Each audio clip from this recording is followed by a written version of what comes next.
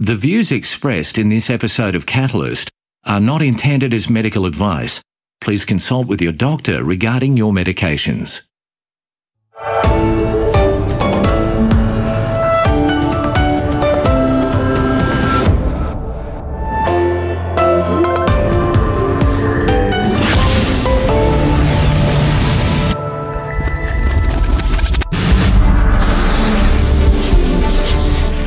We've been told that medications to lower cholesterol will save lives. We repeatedly hear from patients that their doctors tell them, if you don't take this, you will die. Over 40 million people worldwide take drugs to lower their cholesterol. But now there's evidence that the majority of them won't benefit. None of those people are less likely to die. I speak to doctors accusing the drug companies of distorting the evidence about the drug's side effects. Of course they're going to try to minimize the adverse events because that will increase the sales of their drugs. In its effect, it's certainly scientific fraud, and in its effect, it's organized crime. So how do these drugs work, and are they really safe? I've come to the United States to investigate how drugs to lower cholesterol came to be the most widely prescribed drugs in the history of medicine.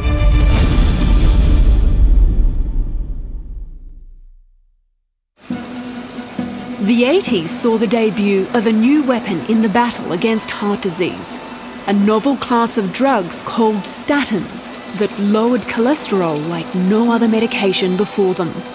They were heralded as nirvana, the next great thing, because all of a sudden now you're getting 30 to 40% reduction with statins, which was huge. And this was great news to the people who were pushing the cholesterol theory, because they said, aha, now we don't have to settle for these piddling little amounts anymore. We can really show how important cholesterol is by knocking it way down. Medical information comes along that says you may need to get... In the US, influential TV ads like this use popular actors to boast the enormous potential of these drugs. Crestor, along with diet, can lower bad cholesterol by up to 52%. But the reality is, lowering your cholesterol with medication doesn't guarantee you won't have a heart attack. The marketing concentrates on the fact that you can lower your cholesterol as if that was the end in itself, which it is not. Cholesterol is just a lab number. You know, who cares about lowering cholesterol unless it actually translates into a benefit to patients? Over the decades, drug companies have had an enormous vested interest in statin drugs. It's the most profitable group of drugs in the history of the world. Something like 15 to 25 billion with a B dollars per year spent on these drugs. So that's higher than the gross national product of many countries around the world. Lipitor is the best-selling drug in history. So in terms of costs, total sales of Lipitor have been in the range of $140 billion since it came on the market in 1996. Statins work by disabling a critical step early in the formation of cholesterol. There's a pathway that produces cholesterol in the body. You can think of it like a tree. So we have decided collectively that one of the branches of this tree is bad, meaning cholesterol. So we've decided that the best way to get rid of that branch is to cut the tree off at the root. Statins inhibit this enzyme, which is also required for essential molecules like coenzyme Q10. Nutritionist Dr. Johnny Bowden says CoQ10 is essential for optimal heart muscle function. This is partly, we believe, why so many side effects have to do with lack of energy, muscle pain, because coenzyme Q10 is so vital.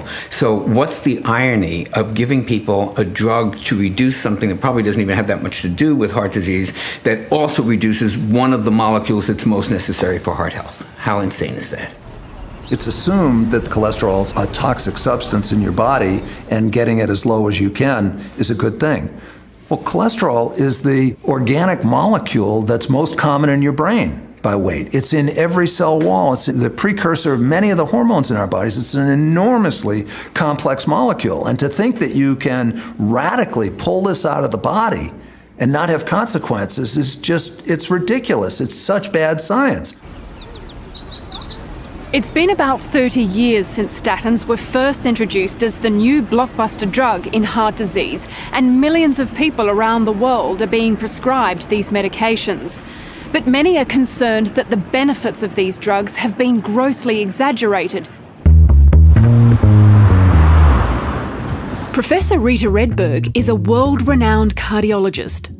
She says, barring a genetic condition, the only people who live longer by taking a statin are those that have already had a heart attack or stroke. Valve's working great. That's good. Yeah. And of them, only a very small number will benefit. 1 or 2 people in 100 will benefit from taking a statin. What people don't understand is that means the other 98 will get no benefit at all. It's not going to reduce their chance of dying. But this hasn't limited their use.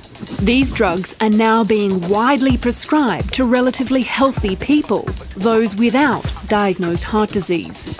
And Dr. Redberg warns most of them won't benefit. For healthy people, even people that have a lot of risk factors, so they might have high blood pressure, they might smoke, they might have diabetes, the data is not there to suggest that those people are better off taking a statin. No, I don't think it's a wonder drug. What's your chance of a heart attack or stroke? But Dr. David Sullivan disagrees. He says all risk factors should be considered equally, including cholesterol. If you want to mount these arguments about not treating the cholesterol, you've got to take the responsibility of saying it's not necessary to treat these other risk factors either. I would certainly encourage people who are considering cessation of treatment for perceived side effects and so forth to discuss it with their doctor. In 2012, there was an interesting turn of events.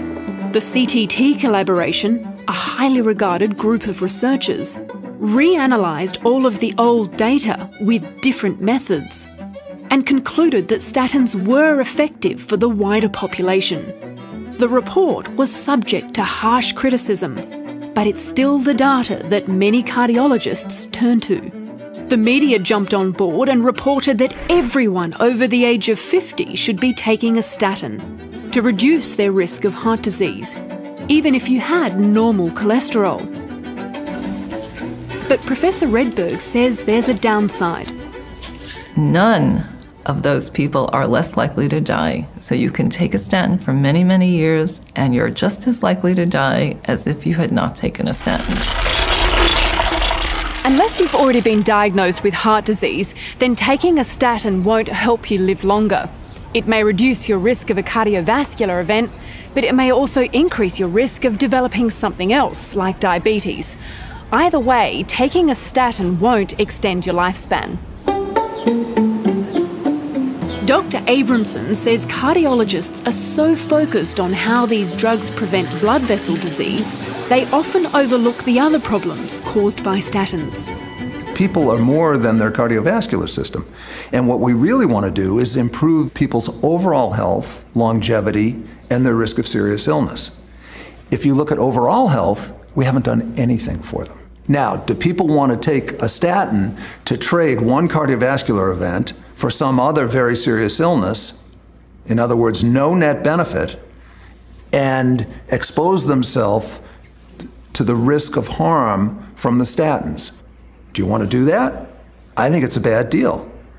If somebody has a particular fear of heart disease and says, look, I don't care if I get diabetes. I don't care if I have muscle symptoms. I don't care if I can't exercise the way I want to exercise. I do not want to have heart disease.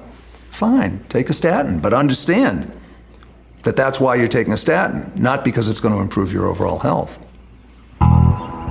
Cardiologist Dr. Ernest Curtis says the absolute benefit of statins is so minor that it's unlikely to be because of their ability to lower cholesterol. He says statins probably work through other mechanisms. It seems very likely that the amount of reduction that they saw with the statin agents could easily be due to its effect on the blood clotting and possibly even the anti-inflammatory effect, and have nothing to do with the cholesterol. Dr. Galom has scrutinised the data, and she's even more sceptical about the value of these drugs, especially in women. Right now, the evidence has not supported benefit to women, even if they have heart disease, in terms of mortality and all-cause morbidity. It has not shown benefit to elderly, even if they have heart disease. In fact, in the 4S trial, there was a 12% increase in mortality in the women in that group who were assigned to statin rather than placebo. So the evidence really doesn't support that the benefit is the same for women and for men. And on top of that, women are at higher risk of complications from statins. Should women take cholesterol-lowering medication? In general, no. Now, there may be exceptions. Medicine actually does have an element of art. And if women are from a family with severe familial hyperlipidemia, where a lot of people are dying from heart disease in their 30s and 40s, that's a group where I would say there is an art. There are now calls for patients to give written consent before taking a statin. If you do plan to give statins to women, to elderly, to people at low risk, they should sign a consent form saying they understand that they're receiving a drug that will not extend their life, but will only shift the cause of death. I think patients have a right to know that before they agree to take on a medication. The National Heart Foundation of Australia agrees that people are being prescribed statins unnecessarily. I would agree that there are people in Australia today who are being treated for cholesterol where their cardiovascular risk is not high, and you would have to question whether they should in fact actually be on that. A report estimated around 75% of people taking statins are in the low to moderate risk category. And according to these researchers, that means up to 30 million people are taking a drug that won't offer them the benefit of living any longer. My doctor pointed out that my cholesterol levels were high and I should take some sort of medication to reduce the cholesterol level. There was nothing wrong with Edward's health, apart from his high cholesterol. He took his doctor's advice and began taking a statin. After about 2 weeks, I was having a difficult time walking in the daytime, and at night I had trouble sleeping. My legs ached. I was definitely experiencing a memory loss. I didn't feel that I could recall things as clearly as I did before I was taking the statin. Statins have a long list of side effects like muscle weakness, memory loss, and in rare cases, a potentially fatal condition called rhabdomyolysis, where muscles break down and cause kidney failure. Edward decided to stop taking his medication. I started feeling better after about 3 weeks to maybe a month afterwards. How long did it take for you to get 100% improvement? 100% better took, from the time I stopped taking the statins, took 6 months. They feel like they're in a fog, they can't get out of their chair. Side effects that go away when they've stopped their statins. And I have patients come in and tell me they'd rather be dead than keep taking the statin. Some of them tell us that their doctors fire them as patients if they discontinue their statins, which I really wonder about the ethics of. Some of the people that we hear from also say that their doctor didn't believe them, that their problem couldn't be due to statins, and based on how patients perceive it, badger or bully them into resuming or continuing the medication. That's not an acceptable way for medicine as a system to be run. But Dr. Sullivan says it's possible that patients talk themselves into having side effects. In alerting patients to some undesirable possibilities, and in fact maybe even through the power of suggestion lead them to believe that they're experiencing those particular issues, which they would then blame on the drug, when in fact it might be arising from other factors. Their imagination? Look, I'd be reluctant to... I think a lot of these things aren't imagined. I think there are days when you can feel more of a muscle ache than others, and it can be age, it can be all sorts of other things. Dr. Galom makes a stunning accusation about why she believes some doctors in the US may push their patients to take statins. I think they often intentionally hide those risks because there are often physician incentives that benefit the physician for having more patients on statins. So it pits physician self-interest against patient benefit. This particular woman contacted me, and she had left the practice that she was at because they insisted that at least, I believe it was 80% of her patients be on statins. This has actually been written up in media as something that is actually considered legal and acceptable. I can't see any way in which that's acceptable.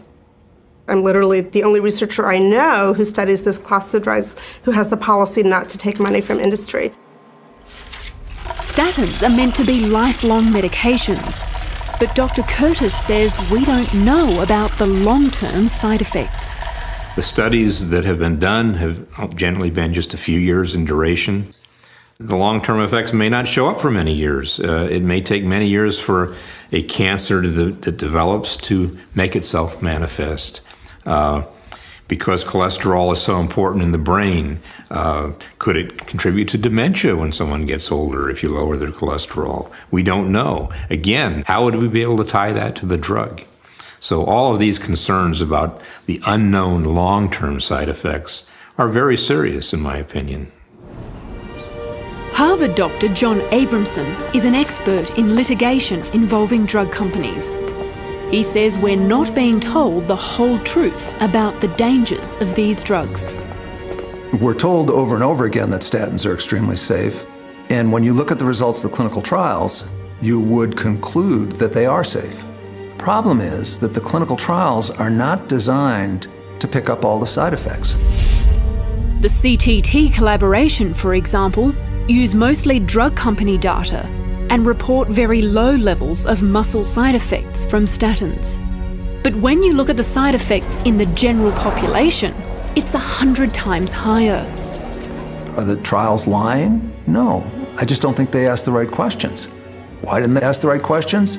It's not in the interest of the drug companies to ask the right questions. So it's creating the impression that the drugs are safe.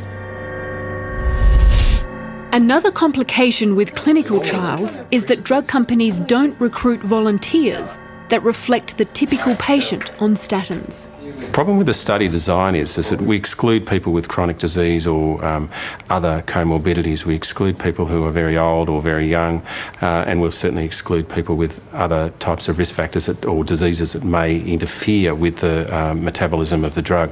So we often get a skewed picture of what the side effect profile is. The fraction of people with problems in my sort of real world on multiple medications, et cetera, clinic is far higher. And I would say in that sample, it really seems on the order of a third of patients that develop problems. There are a lot of ways that one can manipulate data in a trial. Trials do what they call a washout period. And what that means is before they choose the people that are going to be in the trial, they give everybody the drug, and the people that have side effects get excluded from the trial. And they say that so people aren't uncomfortable when they're in the trial. But of course, it takes out all the people that have side effects, and that's very commonly done in drug trials. So the side effects would be grossly underestimated? Yes, it would definitely grossly underestimate the number of people that have side effects. They're not as safe as they've made out to be, no. In its effect, it's certainly scientific fraud, and in its effect, it's organized crime. It's always difficult to allege intent, but it is clear that manipulation of evidence subjects many people to treatments that those people should never have been subjected to. I think there is criminal activity that goes on. And I think when drug companies act in ways that misrepresent information, that leads to harm, they ought to be held responsible, just like any other individual or organization that conducts itself in a way that leads to harming other people. Drug companies have a history of illegal activity. This is just a sample of the billions of dollars in fines they incur for things like fraud and bribery in any given year. In the 80s, when President Reagan came into office and slashed funding to the National Institutes of Health, it left a gaping hole for private industry to move in. Nowadays, around 85% of trials are funded by drug companies. a review concluded that if a drug company paid for a trial, it was 24% more likely to report the drug was effective, and 87% less likely to report the drug's side effects. There's a sense that science is science, so it doesn't matter who pays for it. And yet, because the research is privatized, the fundamental purpose for which it's conducted has changed. It's not to improve the public's health, it's to fulfill the fiduciary obligations of the sponsors and create an opportunity to maximize profits instead of improve the public's health. Some might say that that's a rather cynical view of how science works. To say it's cynical that commercial sponsorship of science taints the science is just totally naive. It's silly. Business is in business. Their job is to make money. We ought to be clear in our public discourse that to say we've got a bias in commercially sponsored research is neither cynical nor paranoid nor impolite. It's a fact. So let's just accept it as a fact and stop being naive at our own expense. But if Big Pharma doesn't pay, it will have to be the taxpayer. A drug now costs about $2 billion to develop. The success rate of drugs is very low. You know, is the public purse going to be willing to shell out in advance for $2 billion for a drug which it doesn't know the likely outcome of? Arguably, the biggest ethical issue in science is that drug companies withhold unflattering results. So in the end, what we're presented with is a distortion of the data. 2 of the 3 major drug companies declined to comment. AstraZeneca denied these allegations, stating that all their trials are publicly available. But in 2010, the drug maker reportedly paid $500 million to settle a class action after being accused of burying information about the increased risk of diabetes seen with their widely prescribed antipsychotic drug, Seroquel. I spend a lot of time as an expert in pharmaceutical litigation. And one thing you learn is that you can't possibly know what's going on with that drug unless you have access to the corporate hard drives. If you want to know the truth about a drug, you need to have subpoena power or in litigation discovery that gets you into those corporate hard drives, because without getting into the corporate hard drives, it's impossible to know what the real benefits and the real risks of those drugs are. Even the definition of high cholesterol keeps changing. In 2004, a US panel of experts decided to lower the threshold of cholesterol, which sparked outrage among many doctors. More and more people think they have high cholesterol, even though they don't have high cholesterol. By changing the definition, it meant that millions more people became eligible for statins, and these thresholds were adopted by many countries around the world. Has this been on the basis of any scientific data? Absolutely not. Absolutely not. No evidence whatsoever. Just the theory that less is better. You're creating more patients. You're creating more people who now have something to worry about where they didn't have anything before. But Dr. Sullivan insists this was a good decision. I think what we actually started off with was maybe appropriately conservative targets, which were really not in the patient's best interest. So the likely outcome is a further reduction in targets. More cholesterol lowering? Yep, I think that's absolutely to be expected. The decision to lower the threshold of cholesterol was a controversial one. An investigation into the matter revealed 8 out of 9 panel members had a direct conflict of interest after declaring financial ties to the companies that manufactured statins. We don't have independent reviewers evaluating the data and making independent recommendations. You might ask, am I accusing these people of selling their opinion because they're getting paid by the drug companies? No, I'm not. I'm not accusing anybody of bad faith. But the people the drug companies choose to pay are people who advocate the use of their drugs and have standing and presence and reputation that will enhance the sales of their drugs. So do drug companies seek out doctors to be their mouthpieces? Drug companies clearly seek out what's called key opinion leaders. These are people with a national reputation who can create the street knowledge for practicing physicians that this is the way things should be done. There is ample published literature showing that doctors who receive money from drug companies have more favourable attitudes and prescribing habits towards that drug. There's no question that doctors are influenced by drug companies. And I hate to say it, but drug reps showing up in nice suits and fancy women's clothes without much medical education play a significant role in what doctors think. Now, there's no reason for doctors to be getting their information from drug reps. My goodness, the drug rep's job is to increase the sales of the drugs they represent. Doctors need to take some responsibility. They need to do their best to get independent knowledge, and they need to put political pressure on their governments to get the clinical trial data unsealed so they can know what the clinical trials really showed. Many doctors feel obliged to follow the guidelines, even if they don't agree with them. They have to worry about malpractice suits if they don't follow the guidelines. An opposing attorney could make them look very bad in court by saying, well, doctor, do you think you're smarter than this national group of recognized experts? And this is a factor that's impelling doctors to follow the guidelines. The push to lower cholesterol in the wider population continues. A group of doctors published an article claiming that statins could counter the effects of eating a burger. They suggested that statins be handed out as free condiments, just like ketchup.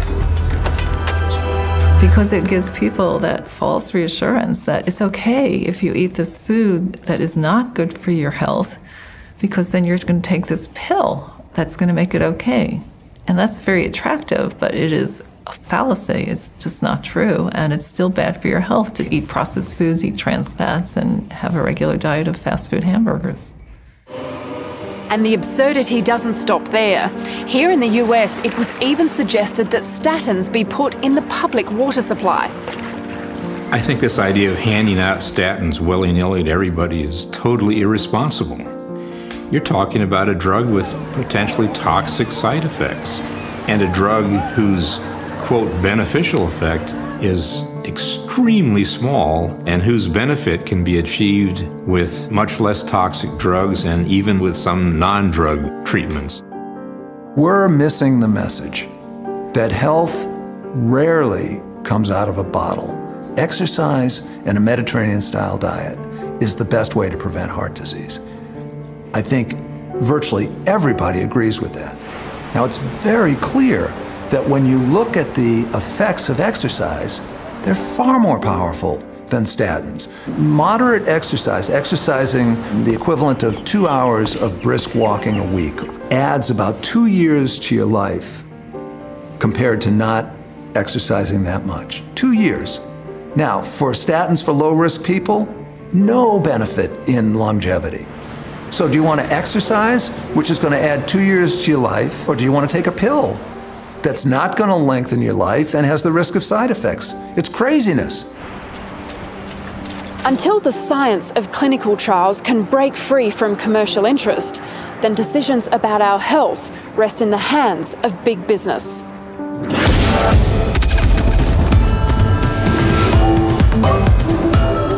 The views expressed in this episode of Catalyst are not intended as medical advice. Please consult with your doctor regarding your medications.